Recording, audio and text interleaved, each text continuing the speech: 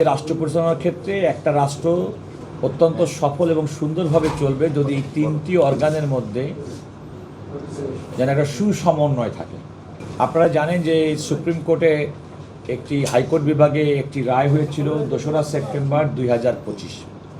এই রায়টি আমাদের সংবিধানের 116 অনুচ্ছেদ, যেটি অর্থাৎ নিম্ন আদালতের বিচারকদের পোস্টিং সংক্রান্ত, পদোন্নতি সংক্রান্ত যে ক্ষমতাটি আমাদের বর্তমান সংবিধানে সুপ্রিম কোর্টের সঙ্গে পরামর্শ করে রাষ্ট্রপতি কর্তৃক প্রয়োগ করা হয়, এই আমাদের সংবিধানের 116 অনুচ্ছেদের একটা ইতিহাস আছে। এই ইতিহাসটা হচ্ছে 1972 সালে আমাদের মূল যে সংবিধানে, সেই সংবিধানে এই ক্ষমতাটা ছিল সুপ্রিম কোর্টের উপরে।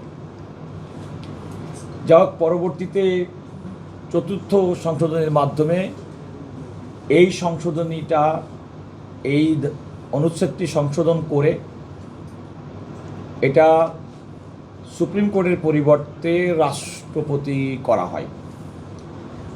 4র্থ সংশোধনী আপনারা নিশ্চয়ই জানেন, স্বাধীনতা পরবর্তীতে জনাব শেখ মুজিবুর রহমান সরকারের আমলে।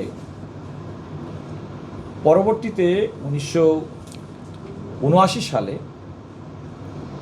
এটাকে সংশোধন করে করা হয় যে এই দায়িত্বটা রাষ্ট্রপতি করবেন, তবে সুপ্রিম কোর্টের সঙ্গে পরামর্শ ক্রমে।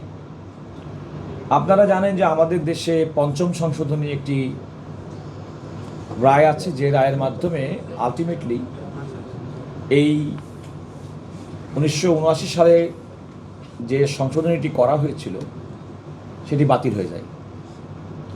আবার 5ম সংশোধনীর সময়, অর্থাৎ শেখ হাসিনা যখন প্রধানমন্ত্রী, তার সরকারের সময় এই সংশোধনীটি কিন্তু পুনরায় সংশোধন করে আলটিমেটলি এটা রাষ্ট্রপতির কাছে ন্যস্ত করা হয়। তাহলে যে সংবিধান সম্পর্কে রিটকারীদের আপত্তি, তার প্রথমটি সংগঠিত হয়েছে 4র্থ সংশোধনীর সময়, যে সময় জনাব শেখ মুজিবুর রহমানের সরকার বাংলাদেশে ছিল।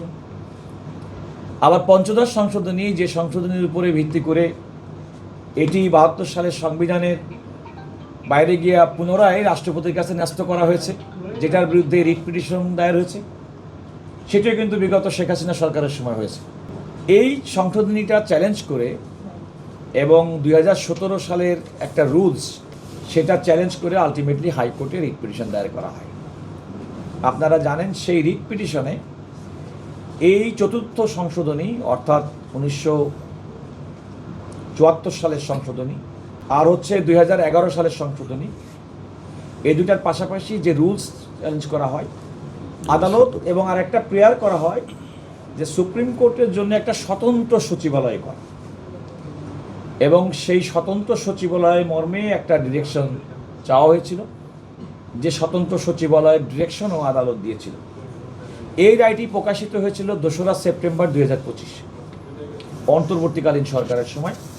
আমরা এই যে রায়, এই রায়ের বিরুদ্ধে রাষ্ট্রের পক্ষ থেকে আপিল দায়ের করা হয়েছে, এবং সেই আপিলটি শুনানি না হওয়া পর্যন্ত আমরা একটা হাইকোর্টের রায়ের স্থগিতাদেশ চেয়েছি।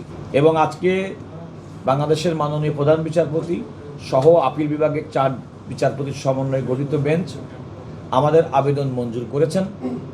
অর্থাৎ হাইকোর্ট যে রায় দিয়েছিল, যে রায়ের পরিপ্রেক্ষিতে সংবিধানের 116 অনুচ্ছেদের সংশোধনী বাতিল ঘোষণা করা হয়েছিল এবং একটি স্বতন্ত্র সচিবালয় প্রতিষ্ঠার যে নির্দেশনা দেওয়া হয়েছিল, সেটি স্থগিত থাকবে। আর 2017 সালে যে বিধি মোতাবেক ইতিপূর্বে পরিচালিত হচ্ছিল বিচারকদের ব্যাপারে, সেটি দ্বারা পরিচালিত হবে এই আদেশের ফলে। আদালত এই অন্তর্বর্তীকালীন স্থগিতাদেশ দেওয়ার পরেও আগামী জুন মাসের 16 তারিখে এই আপিলটি চূড়ান্ত শুনানির জন্যে আপিল বিভাগের 1 নম্বর তালিকা হিসেবে থাকবেন বলে ঘোষণা করেছেন। আর আমাদের আপিল নিষ্পত্তি করার ক্ষেত্রে কতগুলো প্রাসঙ্গিক আনুষঙ্গিক বিষয় আছে, যেগুলো আমাদের করতে হয়। আমরা বলি কনসাইজ স্টেটমেন্ট দেওয়া, এটা হচ্ছে আপিলের পক্ষে আমরা প্রথমে দেব, বিবাদী পক্ষে যারা আছে তারা দিবেন, তার মধ্যে দিয়ে এটা শুনানি মানে শুনানির জন্য প্রস্তুত হবে। এটা আমি আদালতকে বলেছি যে এই রায়টি যদি স্থগিত না করা হয় তাহলে আমাদের বিচার প্রশাসনে এক ধরনের স্থবিরতা কাজ করছে। কারণ যে অধ্যাদেশের মাধ্যমে সুপ্রিম কোর্টের জন্য স্বতন্ত্র সচিবালয় করা হয়েছিল সেটি পার্লামেন্ট কর্তৃক গৃহীত হয়নি, বরং এটা আরও অধিকতর যাচাই বাছাইয়ের জন্যে এটা এই অধ্যাদেশ এবং তার সংশোধনীটি পার্লামেন্টে পাশ করা হয়নি।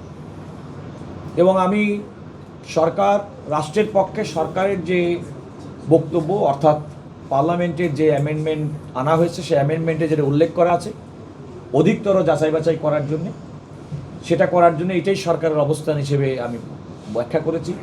আমি বলছি চেকস অ্যান্ড ব্যালেন্স রাষ্ট্রের যে তিনটে অর্গান, নির্বাহী বিভাগ, পার্লামেন্ট এবং জুডিশিয়ারি, তাদের মধ্যে একটা চেকস অ্যান্ড ব্যালেন্স যদি না থাকে তাহলে আধুনিক কোনো মডার্ন রাষ্ট্র তারা প্রপারলি ফাংশন করতে পারবে না।